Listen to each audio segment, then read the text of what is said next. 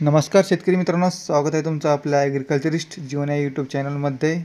तर मित्रांनो, जर तुमच्या जमिनीवर बळजबरीने कोणी ताबा केला असेल तर तुम्ही कायदेशीर पद्धतीने कशी कारवाई करावी हेच आपण या व्हिडिओमध्ये बघणार आहोत। तर अनेक लोकांना जमिनीच्या वादांशी संबंधित कायदेशीर कलमांची माहिती नसते। लोकांना अनेकदा अशा वादांना सामोरे जावे लागते। कधी-कधी हे वाद मोठे रूप धारण करतात।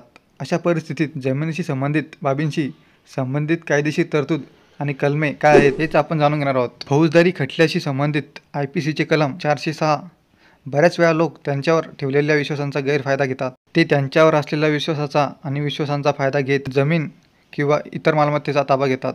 अशा वेळेस या कलमाअंतर्गत पीडित व्यक्ती आपली तक्रार नोंदवू शकते। कलम 467 या कलमाअंतर्गत जर एखाद्याची जमीन किंवा इतर मालमत्ता बनावट कागदपत्रे बनवून बळकावली गेली असेल तर ताबा सिद्ध झाला। अशा परिस्थितीत पीडित व्यक्ती IPCचे कलम 467 अंतर्गत तक्रार दाखल करू शकतो। ते अशा प्रकारे जमीन किंवा मालमत्ता हडप करण्याच्या प्रकरणाची संख्या खूप जास्त आहे। असे खटले दखलपात्र गुन्हे आहेत आणि त्यांचा खटला प्रथम श्रेणी दंडाधिकाऱ्याकडून चालवला जातो। हा गुन्हा तडजोड करण्यायोग्य नाही। कलम 420 हे कलम विविध प्रकारच्या फसवणूक आणि बनावटीच्या प्रकरणाशी संबंधित आहे। या कलमाअंतर्गत मालमत्ता किंवा जमिनीशी संबंधित वादांमध्ये पीडित व्यक्ती तक्रार दाखल करू शकते। जमीन किंवा इतर मालमत्तेशी संबंधित नागरी कायदे जमिनीशी संबंधित वाद देखील नागरी कायद्याद्वारे सोडवले जातात। जरी कधी-कधी यासाठी बराच वेळ लागतो, परंतु ही एक स्वस्त प्रक्रिया आहे। जर एखाद्याची जमीन किंवा मालमत्ता बेकायदेशीरपणे व्यापली गेली असेल तर ती प्रकरण देखील याद्वारे सोडवले जाते।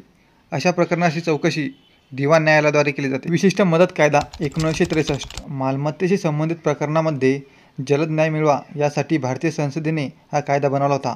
या कायद्याच्या कलम 6 अंतर्गत कोणत्याही कायदेशीर प्रक्रियेशिवाय एखाद्या व्यक्तीची मालमत्ता काढून घेतली किंवा जबरदस्तीने ताब्यात घेतली तर हे कलम लागू केले जाते।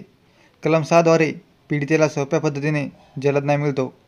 तथापि कलम 6 शी संबंधित काही नियम आहेत जे जाणून घेणे महत्त्वाचे आहे। कलम 6 शी संबंधित काही नियम आणि महत्त्वाचे मुद्दे। या कलमाअंतर्गत न्यायालयाने दिलेल्या कोणत्याही आदेशाविरुद्ध किंवा हुकुमाविरुद्ध अपील करता येणार नाही। हे कलम अशा प्रकरणामध्ये लागू होते जिथे पीडितेचा जमिनीचा ताबा 6 महिन्याच्या आत हिसकावून घेतला गेला असेल।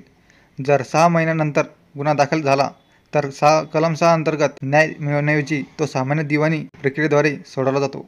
तर मित्रांनो, व्हिडिओ कसा वाटला कमेंट सेक्शनमध्ये नक्की सांगा। व्हिडिओला लाईक करा, शेअर करा, सबस्क्राईब करा। धन्यवाद।